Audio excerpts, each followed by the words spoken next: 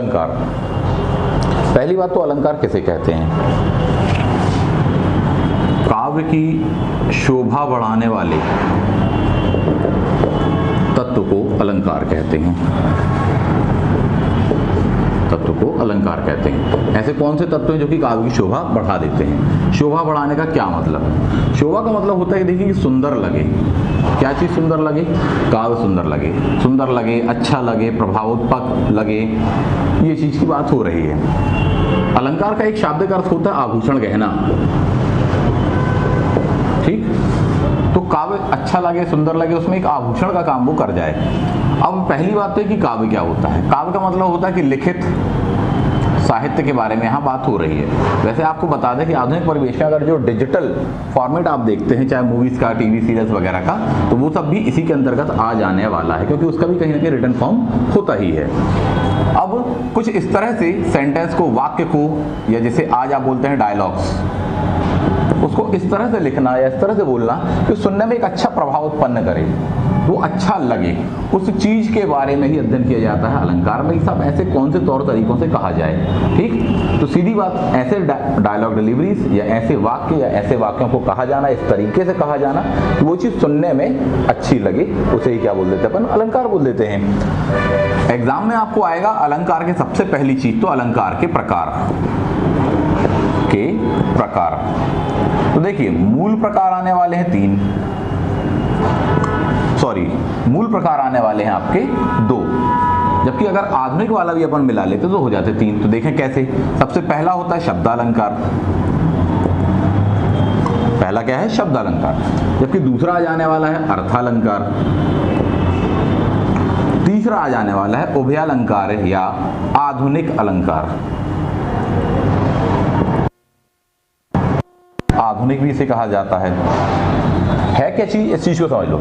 देखिए, जब शब्दों के खास क्रम या खास प्रकार के शब्दों के उपयोग के कारण कोई चीज अच्छी लग रही है, कोई वाक्य, कोई सेंटेंस, कोई डायलॉग, तो वह क्या कहला जाएगा? शब्दालंकार कहला जाएगा। फॉर एग्जाम्पल एक बहुत ही फेमस है, कनक कनकते सौगुनी। तो यहाँ पर यदि आप ऑब्जर्व करें, जो कनक वर्ड आता है, उस कनक वर्ड के कारण ही उस पूरे सेंटेंस में सुंदरता आती है, लय आती है, एक सही प्रकार की तुक मिल पाती है उसमें, या बोलने सुनने में वो एक सही प्रकार से अच्छा सा लगता है।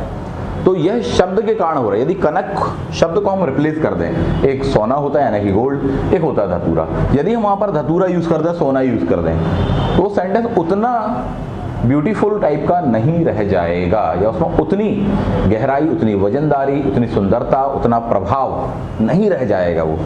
तो वहां जो सुंदरता आई है सेंटेंस में, किसके कारण? शब्द के कारण आई है। यही वजह कौन सा अलंकार कहलाएगा? शब्दालंकार कहला जाता है। शब्दालंकार के भेद कितने क्या होते हैं अपन देख लेते हैं। पहले एक नजर मार ली। अर्थालंकार, शब्द के स्थान पर जब उस सेंटेंस में, उस वाक्य में जो शब्द प्रयोग किए गए हैं, उनके खास शब्द से नहीं बल्कि उसके अर्थ के कारण वह सुंदरता उत्पन्न होगी, वह जो होगा वह कहला जाएगा आपका अर्थालंकार कहला जाने वाला है। उभयालंकार की बात करें, आधुनिक अलंकार के बारे में बात यदि हम कर रहे हैं, तो आधुनिक अलंकार का मतलब होता है कि आधुनिक जो यूनिवर्सल थॉट्स हैं, विचारधाराएं हैं, मूल्य हैं, परिवेश है, उसमें निर्जीव चीज को भी जिंदा यदि हम कर दें तो वह क्या कहला जाएगा? आधुनिक कहला जाएगा साहब। फॉर एग्जाम्पल देखें, फूलों को देख कलियां मुस्काई, कलियां मुस्काई। ऑब्वियसली सीधी सी बात है कि कलियां हंसती नहीं है, मुस्कुराती नहीं है, लेकिन उसमें हमने आधुनिक मानव या मानव के जो जीवंतता के तत्व हैं, मुस्कुराते मनुष्य हैं, तो मनुष्य की भावनाएं हमने उसके अंदर डाल दी। ऐसे वाले क्या कहला जाते हैं? आधुनिक वाले कहलाते हैं। यही वजह है कि मूल प्रकार के अंतर्गत 2 को हम देखते हैं, तीसरा वाला अपन ने क्या कहा? ये एग्जाम में जब क्वेश्चन आएगा, आपसे पूछा जाए कि मूल रूप से अलंकार कितने हैं, तो आपको 2 का आंसर लगाना है। कौन कौन से? पहला शब्द, जबकि दूसरा अर्थालंकार कहला जाने वाला है। इतनी सी बात है। अब बात हम करते हैं कि शब्दालंकार के प्रकार के बारे में बात कर लें। शब्दालंकार आपको कई जगह पर 5 प्रकार मिलेंगे, कुछ विद्वान इसमें 7 प्रकार भी बता देंगे, और कुछ विद्वान इससे भी ज्यादा बता सकते हैं। मोटे तौर पर 5 आपको कम से कम याद रखना चाहिए। एक कोडिंग से आप इसको ध्यान रख सकते हैं, दैट इज अवश्य पावें। तो तो आपको इसमें 5 आपके मूल वाले तो मिल ही जाएंगे, साथ ही साथ 2 और मिल जाएंगे तो 7 हो जाएंगे। चलिए देखते हैं कौन कौन से। आ से हो जाने वाला है अनुप्रास अलंकार, ठीक। वा से हो जाएगा दैट इज वक्रोक्ति।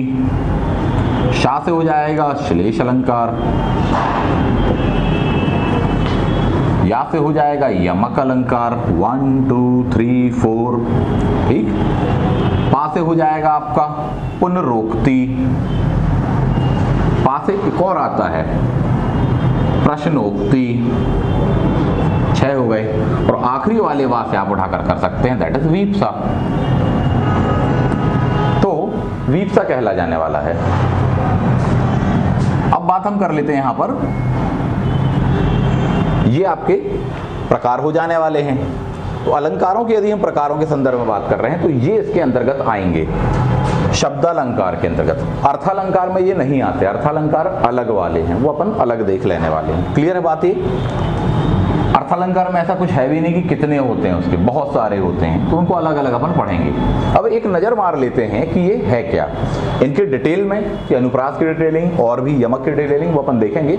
एक मोटे तौर पर अपन यहाँ बिल्कुल शॉर्ट में समझने का प्रयास करते हैं। अनुप्रास का मतलब होता है कि जब भी वर्णों का रिपीटेशन हो, वर्णों को बार बार दोहराया जाए, उसको कहा जाता है आवृत्ति। आप सीधी सी बात ध्यान रखें, दैट इज रिपीटेशन। क्लियर? कोई से भी वर्ण हो, 52 आपके वर्ण यूज किए जाते हैं साहब जी। जो भी वर्ण रिपीटेड हों वो आपकी क्या कहला जाने वाले हैं? अनुप्रास अलंकार के अंतर्गत आ जाने वाले। इतनी सी बात को अपन को ध्यान रखना है। फॉर एग्जाम्पल जैसे कि कहा जाए कि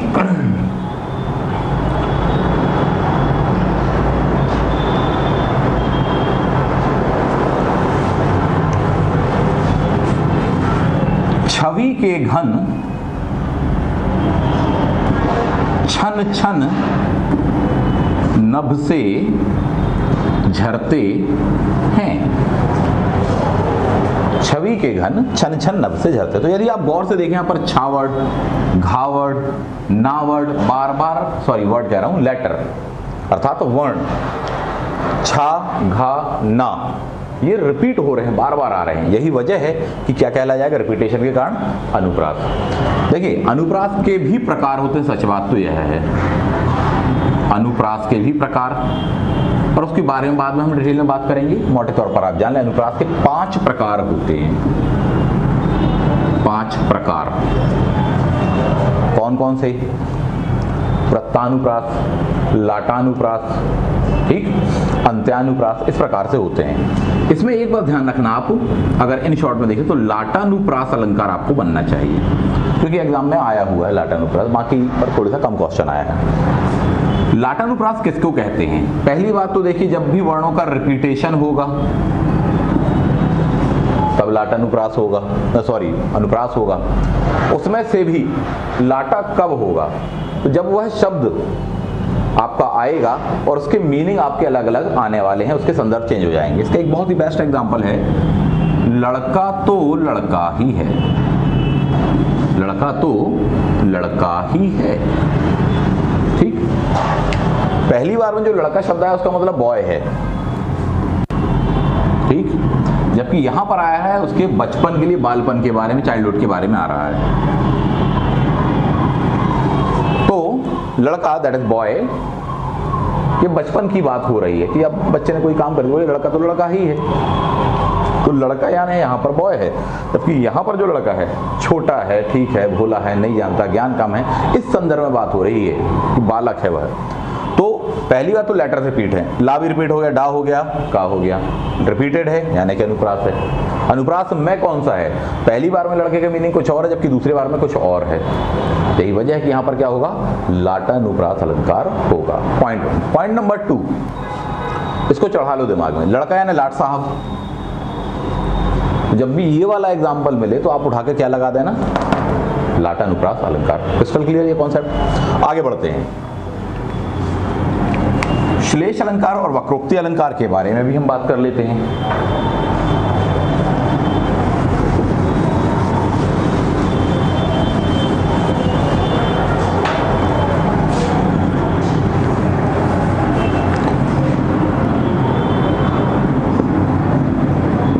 वक्रोक्ति बना है ये वर्ड वक्र से। वक्र यानी होता है टेढ़ा, तिरछा। जब भी जानबूझकर किसी शब्द का टेढ़ा अर्थ, तिरछा अर्थ लगाया जाएगा, ऐसा जो अलंकार होगा वहां पर क्या होगा? वक्रोक्ति होगा, टेढ़ा अर्थ लगाना। फॉर एग्जाम्पल कैसे? एक उदाहरण देना चाहेंगे। खोलो जो किवाड़, खोलो जो किवाड़, हो तुमको एतिबार। क्लियर? हरि नाम है हमारो, तो वहां से आंसर आता है तो जाओ बसो कानन पहाड़। क्लियर? दो लोगों के बीच में बात हो रही है, इसका एक बैकग्राउंड समझ लीजिए। राधा और कृष्ण के बारे में बात हो रही है। कृष्ण आए हैं, दरवाजा खटखटा रहे हैं, बोले मैडम दरवाजा खोलिए। वहां से जवाब आ रहा है, पूछ रहा है कि कौन हो, तो उन्होंने बताया होगा कि हाँ हमारा नाम क्या है, हम हैं हरि। ठीक? हरि में यहां पर दो चीजें छिपी हुई हैं। हरि शब्द दो के पर्यायवाची मिनिमम होते ही हैं। हरि तो एक हो गया भगवान जी। क्लियर? Point number 1। जबकि दूसरा हरि का मीनिंग होता है एक और बंदर, यानी बंदर का जो पर्यायवाची होता है वह भी हरि ही होता है। तो यहाँ पर ऑब्वियसली मीनिंग है यहाँ पर हरि का भगवान से, कि बोले हम हरि हैं, भगवान जी हैं, दरवाजा खोलिए। परंतु उन्होंने जानबूझकर इसका टेढ़ा अर्थ लगाया। क्या कहा? अच्छा तुम बंदर हो तो जाओ कहीं बसो कानन यानी जंगल में या किसी पहाड़ में। शब्द जो आया हुआ है उसका जानबूझकर अर्थ टेढ़ा लगाया गया है। यह ब्यूटी शब्द के कारण आई है। हरि शब्द की बजाय यदि आप विष्णु जी यूज कर दे तो शायद वो ब्यूटी ही ना आ पाती। शब्द के कारण ब्यूटी आई है, यही वजह कि कौन सा अलंकार? शब्द अलंकार कहलाएगा। जबकि जानबूझकर टेढ़ा अर्थ लगाया है तो शब्द अलंकार के अंतर्गत कौन सा वाला आएगा? वक्रोक्ति अलंकार आएगा। क्रिस्टल क्लियर है बात? ऐसे और भी एग्जाम्पल अपन देख सकते हैं उठाकर साथ भी। ठीक? इसी में एक देख लेते हैं कि जब ऐसे ही कृष्ण दरवाजा खटखटाते हैं, बोले साहब दरवाजा खोलिए, तो बोले कौन है? तो बोले हम बोले घनश्याम है। एक मिनट, जिसका भी फोन उठा के बात कर लो, घर से फोन ही होगा पक्का ना, बात कर लीजिए।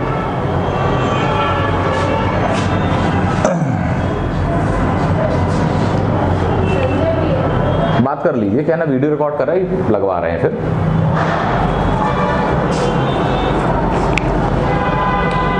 चलिए तो ध्यान दे देते हैं। एक और ऐसा ही एक सेंटेंस है कि वो दरवाजा खटखटाते हैं, बोलते हैं साहब दरवाजा खोलिए। तो पूछा गया अंदर से, बोले कौन है? तो उन्होंने कहा कि हम घनश्याम हैं। तो घनश्याम के दो मीनिंग होते हैं अगर आप ऑब्जर्व करते हो। एक क्या होता है?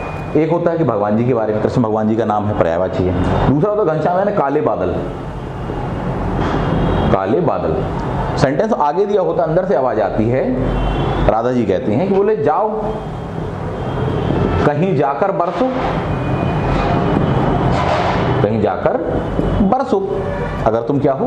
घनश्याम हो।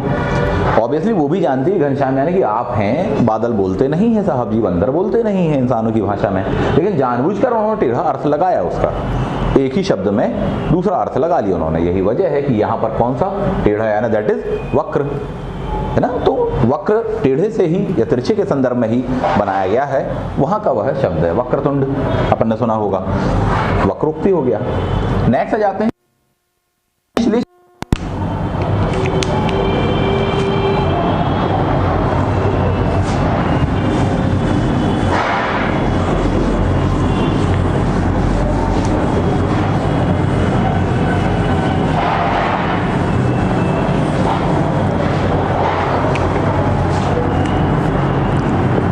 श्लेष अलंकार। श्लेष का अर्थ होता है किसी चीज का चिपका हुआ होना। ठीक, यानी कि एक ही शब्द में जब दो मीनिंग चिपके हुए हों, दो अर्थ या दो मीनिंग चिपके हुए हैं, जुड़े हुए हैं, शामिल हों। ठीक, जैसा वक्रोक्ति में बताया। फॉर एग्जाम्पल जैसे कहा जाए हार, नेकलेस का हार होता है, जबकि एक होता है कि मैच गए हम हार, डिफीट वाला भी होता है। तो इसका मतलब है कि हार शब्द में भी दो मीनिंग है, जैसे अभी इसके पहले बताया घनश्याम वाले में, लेकिन दोनों में देख लेंगे अपन भेद भी क्या होता है और कहाँ पर श्लेष आएगा, कहाँ पर एग्जाम्पल उठा लेते हैं। सबसे पहले तो कि रहीमन पानी राखिए, रहीमन पानी राखिए, बिन पानी सब सून। ठीक, पानी गए ना उबरे, मोती मानुष चून।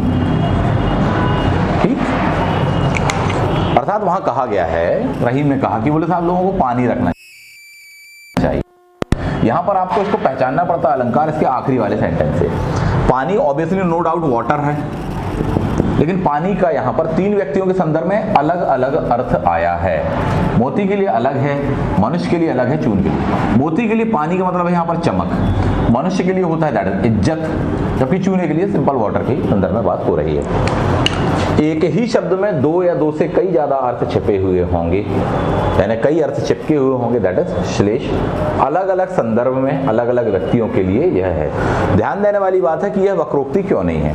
वक्रोक्ति में जानबूझकर टेढ़ा या तिरछा अर्थ लगाया जाता है, जबकि श्लेष में ऐसा कुछ भी नहीं है कि जानबूझकर कोई टेढ़ा या तिरछा अर्थ लगाया हो। एक ही शब्द में कई चिपके हैं, इसीलिए क्या कहला जाने वाला है, दैट इज श्लेष अलंकार कहला जाएगा।